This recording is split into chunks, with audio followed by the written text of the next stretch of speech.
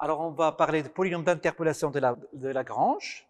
Alors, la définition de polynôme d'interpolation de Lagrange, on commence par se donner des scalaires, lambda i, une famille de scalaires, qui sont 2 à 2 distincts. Voilà. Alors, se donner une telle famille de scalaires 2 à 2 distincts, ça équivaut à la même chose que se donner un polynôme scindé à racine simple. Que veut dire un polynôme scindé? Produit de premier degré. Polynôme produit de polynôme de premier degré. Ça, scindé. À racine simple signifie que lambda 1 est différent de lambda 2, c'est-à-dire les lambda i sont 2 à 2 distincts. Donc retenez le fait élémentaire suivant, se donner une famille de scalaires qui sont 2 à 2 distincts, c'est la même chose que se donner un polynôme unitaire, voilà, scindé à racine simple. Voilà. Alors maintenant, qu'est-ce qu'on va faire? Donc notre hypothèse, c'est la même chose que ça. On va venir là à ce polynôme et on va enlever, donc on va se donner soit j appartenant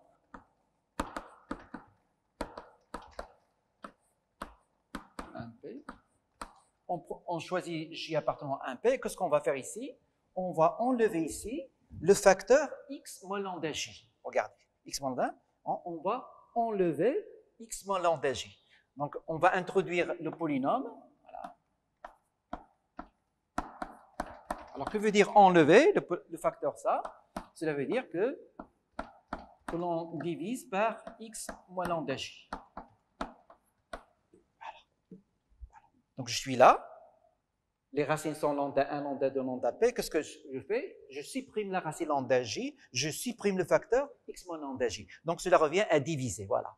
Et vous pouvez l'écrire de façon explicite. C'est i différent de j. Voilà. C'est le produit. Alors maintenant, qu'est-ce qu'on va faire? Regardez l'étape. Ça, c'est l'hypothèse. Ça, c'est l'hypothèse.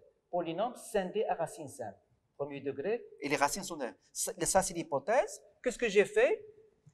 J'ai enlevé le facteur x moins lambda j, et maintenant, qu'est-ce que je vais faire? Je vais le normaliser en lambda j. C'est général, ça n'a rien à voir avec ça. Que veut dire normaliser un polynôme en scalaire lambda j? D'accord? C'est-à-dire, il faut le diviser.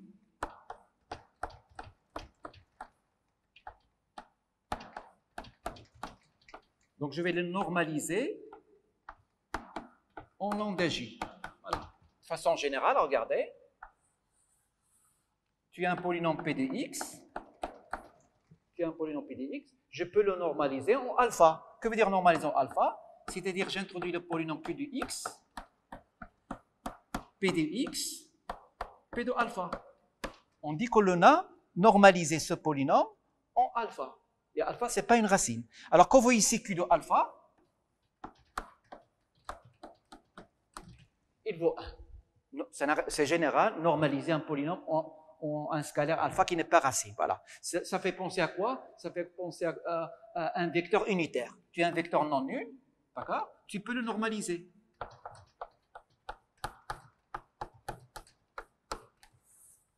Chaque fois que tu as un vecteur qui est non nul, tu peux le normaliser. C'est le même phénomène. Voilà. Donc chaque fois que j'ai un polynôme, je peux le normaliser. Donc regardez, ça c'est l'hypothèse. Qu'est-ce que j'ai fait? J'ai enlevé le j. Regardez la notation internationale, comme ça, veut dire enlever. C'est la notation tchèche. Donc, on a enlevé le lambda j, voilà. Et qu'est-ce qu'on a fait? De façon générale, on a normalisé ce polynôme en lambda j. C'est-à-dire combien il vaut L de j de lambda j? Ça vaut bien sûr 1. Normaliser un polynôme, ça vaut 1. Voilà. Et combien il vaut L de j de lambda i avec i différent de j? Question, combien il vaut lambda j de lambda i? Alors, ben, vous regardez ici, voilà. Alors, ça c'est un polynôme, d'accord? Qu'est-ce que c'est ce polynôme? On a supprimé la racine lambda j. Nous étions là. On a supprimé la racine lambda j, je suis là. Donc, les racines de ça, c'est quoi? C'est toutes les racines sauf j, sauf lambda j. Je vais l'écrire en haut. Lj de x est le polynôme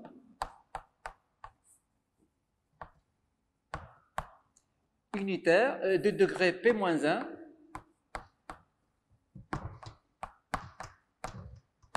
ayant pour racine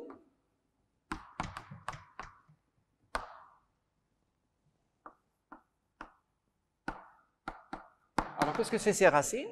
Tout le monde, sauf lambda j. Regardez l'annotation. Le j, c'est-à-dire lambda j n'est pas une racine. Sans ces racines, c'est quoi? J'écris tout le monde. Et je supprime quoi? Lambda j.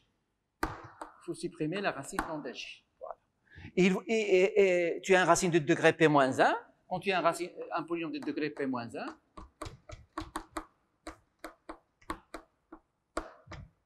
scindé. Voilà. Alors, pour le définir, il suffit de connaître ses racines, d'accord? Ses racines, c'est quoi? C'est ça. Voilà ses racines. Voilà. Tu peux écrire ici L de J de X. Ses racines, c'est ça. Et pour déterminer le coefficient, ça, qu'est-ce qu'il faut ajouter? Il faut ajouter une valeur. Donc, LE, LJ de lambda J est égal à 1. Voilà. Donc, en résumé, conclusion,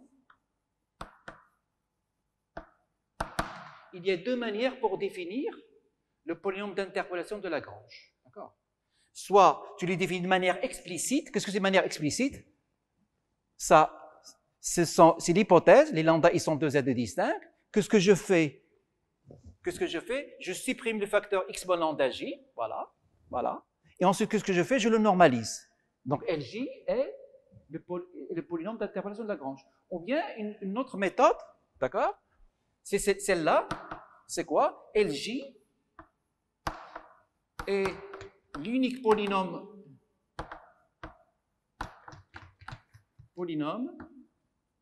de degré p-1 qui vérifie la relation orthogonale. Donc, il y a deux manières pour définir LJ. Qui vérifie la relation orthogonale.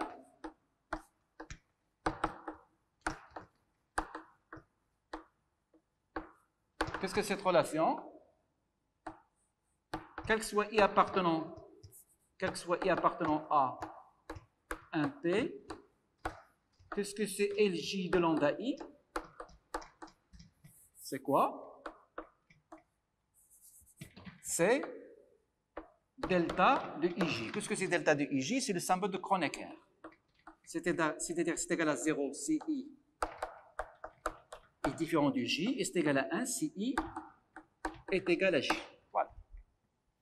Voilà. Donc si I est différent du J, ce sont des racines. Et si I égale à J, c'est la normalisation. Voilà. Donc il y a deux manières pour définir le polynôme de Lagrange. De manière explicite, c'est de la cuisine. Je supprime le facteur x moins lambda j et je le normalise. Mais quel est le défaut? On a une formule encombrante. Regarde, on a des produits, etc. Regardez là-bas, des produits, etc. Il y a une autre manière, plus légère, d'accord? C'est quoi? C'est de le définir par cette relation orthogonale. Voilà. Qu'est-ce que c'est? Qu'est-ce que c'est LJ? LJ est l'unique polynôme de degré P-1. Son degré, c'est P-1. Pourquoi? Parce que ici, le degré, c'est combien? C'est P. Donc, quand tu supprimes x moins lambda j, le degré devient P-1. D'accord? Et qu'est-ce qu'il vérifie? Qu'est-ce que c'est ces racines? Ces racines, c'est tout le monde, sauf lambda j, ce qui correspond à ça. Et pour connaître le coefficient dominant du polynôme, d'accord, on dit que lambda, pour i égale à j, c'est égal à 1. Voilà. Alors, exemple.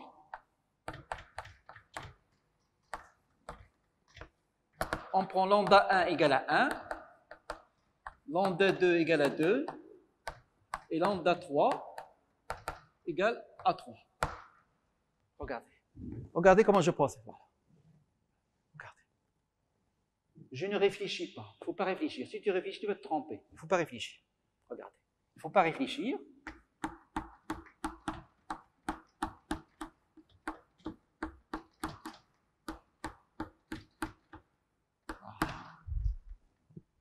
Qu'est-ce que c'est L1 de x? La notation tchèque. Regardez la notation tchèque.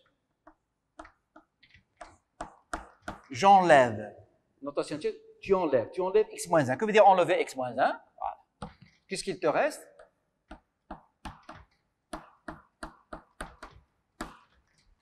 Qu'est-ce que je fais ensuite? Je normalise. Je le normalise en quoi? En lambda 1, en 1. Donc il faut que je calcule sa valeur en 1. Combien il vaut sa valeur en 1? Voilà. 1 moins 2, facteur de 1 moins 1, c'est égal à 2. Et qu'est-ce que je fais? J'obtiens le polynôme d'interpellation de Lagrange Ln de x.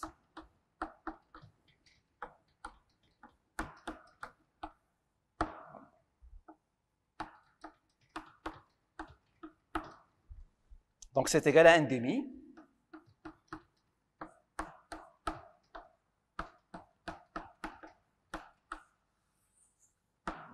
Dans la pratique, on ne rentre pas dans ce genre de lourdeur. Dans la pratique, on comprend la petite cuisine de rien du tout, puis on fait tac, tac, tac, tac, tac, tac, d'accord? Donc il faut comprendre cette cuisine. Je prends comme ça, tout le monde distingue, l'endage, je supprime ce facteur et je normalise. Donc deux opérations mécaniques. Voilà. Donc polynôme d'interpolation de Lagrange point 1, c'est égal à ça.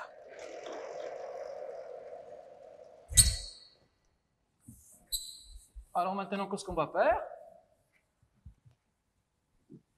On va définir la base de Lagrange. Qu'est-ce que c'est la base de Lagrange? Donc, définition de la base de Lagrange. Donc, définition.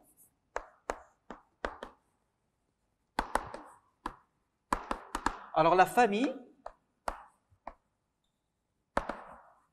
L étoile, qu'on vient de construire, où il y a L1, L2, LP, est appelée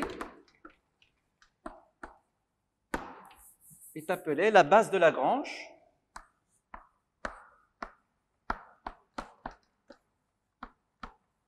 La base de Lagrange de Kp-1. Car ça, ce sont des polynômes de degré inférieur ou égal de degré P-1. Donc, on est là. Voilà. Donc, comment s'appelle cette famille? Ça s'appelle une base de Lagrange. Donc, on va tout d'abord justifier cette terminologie. Donc, on va faire cet exercice.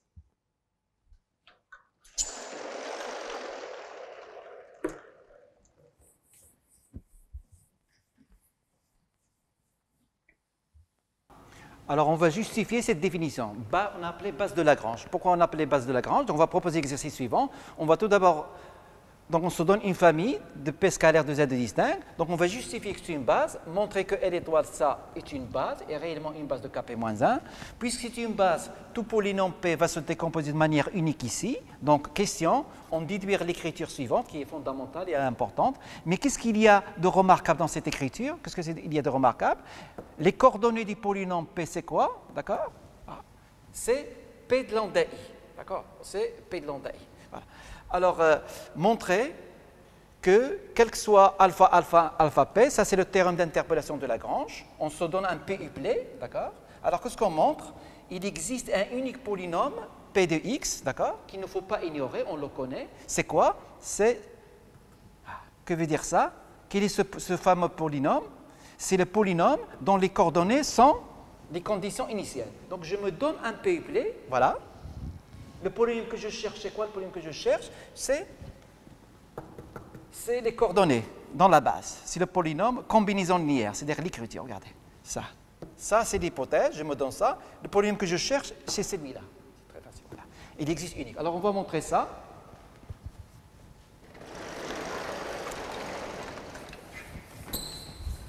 Alors, on va montrer que la famille L1, L2, LP est une base de Kp-1, d'accord? Mais quelle est la dimension de Kp-1? Dimension de Kp-1 de x, il ne faut pas se tromper, c'est P-1 plus 1, c'est P. Donc il suffit de montrer que la famille, que L étoile est libre.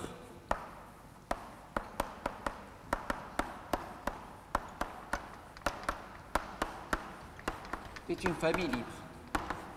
Voilà. Donc je prends une combinaison de scalaires, alpha 1, Ln de x, plus alpha 2, L2 de x, etc., plus alpha p, Lp de x. Voilà. Et qu'est-ce que je fais? Dans cette relation, je fais la substitution petit x égale à combien? Est égal à lambda 1. Alors, si tu fais x égale lambda 1, qu'est-ce que ça donne ici? La définition orthogonale des polynômes de Lagrange. Il y a deux définitions polynômes de Lagrange. Il y a la définition explicite, de départ, et il y a la définition, celle-ci,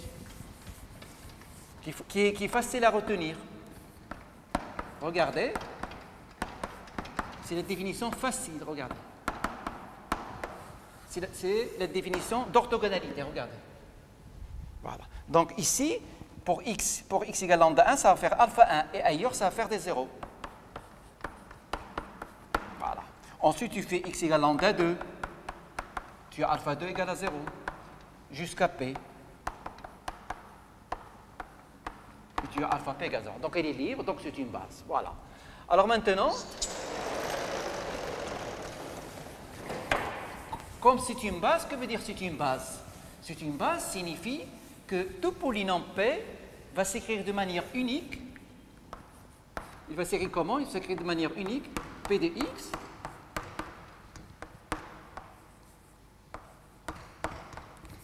car c'est une base. Voilà. Alors qu'est-ce qu'il dit la relation? Qu'est-ce qu'il dit la relation? Il dit c'est vrai que le polynôme P s'écrit de façon unique, mais il ne faut pas ignorer les alpha i. Les alpha i sont connus, c'est les P de lambda i. Ce qui est facile. Donc ici, tu évalues en x égale lambda i. Quand tu évalues en x sur lambda i, que se passe-t-il? Tu obtiens ici P de lambda i à gauche. Ici, que se passe-t-il ici?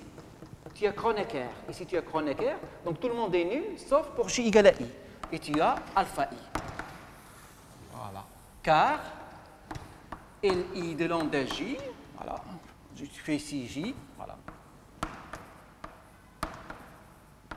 Car Li de lambda j, voilà, est égal à delta ij. Symbole de Kronecker qui vaut 1 si i égale à j et 0 si i est différent de j. Voilà. Alors maintenant, on va montrer le théorème d'interpolation de Lagrange. On va le montrer. Qu'est-ce qu'il dit du théorème d'interpolation de Lagrange?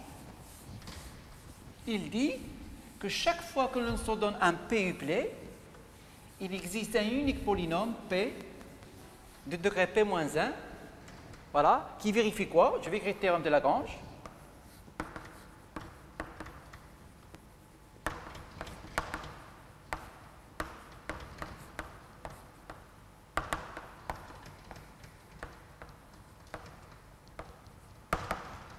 Chaque fois que tu donnes un p uplet,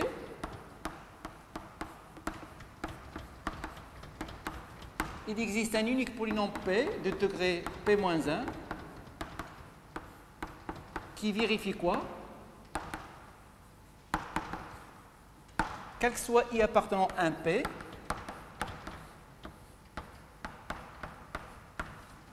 p de lambda i est égal à alpha i.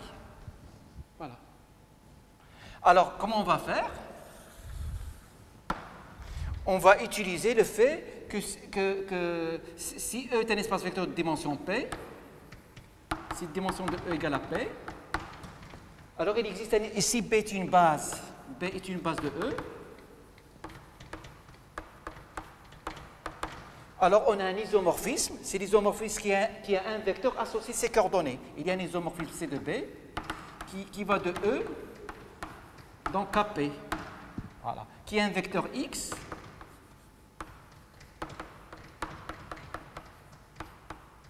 associe quoi? Associe ses coordonnées. Voilà, regardez-le. Que veut dire dimension de E égale à P, d'accord? C'est-à-dire E, tout espace vecteur de dimension P, est isomorphe à quoi? Il est isomorphe à K à la puissance P. De façon plus précise, si on choisit B une base, on a cet isomorphisme, qui est un vecteur associé à ça. Maintenant, surprise, si vous prenez E égale à Kp-1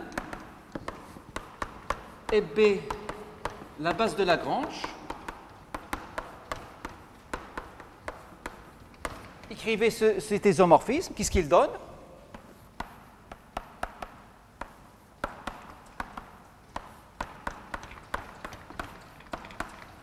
Qui a un polynôme P, mais d'après la première question, le polynôme P, comment il s'écrit?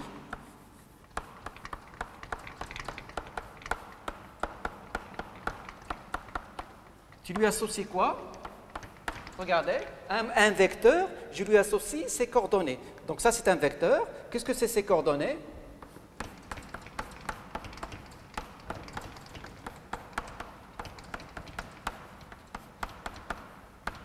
regardez, preuve algébrique très simple de théorème d'interpolation de Lagrange. Il n'y a ni existence ni unicité, regardez. Regardez.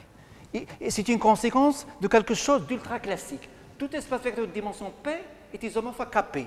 Comment? On choisit une base et on écrit bêtement un vecteur, je lui associe ses coordonnées. Alors il faut l'appliquer à ça. Je choisis E égale Kp moins 1, ça c'est la base de Lagrange, et réciter ce qu'il y a là.